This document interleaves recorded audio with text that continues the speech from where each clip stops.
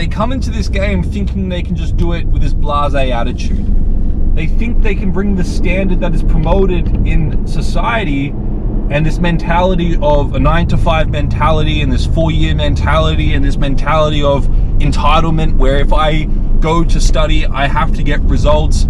They think they can bring that level of mentality into the game. But if you think about it, you're up against people that aren't playing by those rules.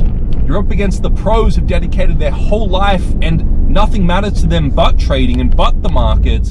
And they've dedicated all this time and energy to mastering their psychology, mastering their strategy, understanding the markets.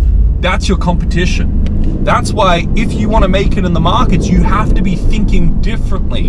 You have to be thinking like the elite traders out there. And you have to be breaking out of the molds that society have put on you that promote a mentality of mediocrity that won't last in the markets.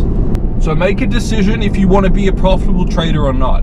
And understand if that's your path that you choose and that's what you want, you're going to have to dedicate your life to that. You're going to have to put in the effort, the energy, the blood, sweat, and tears.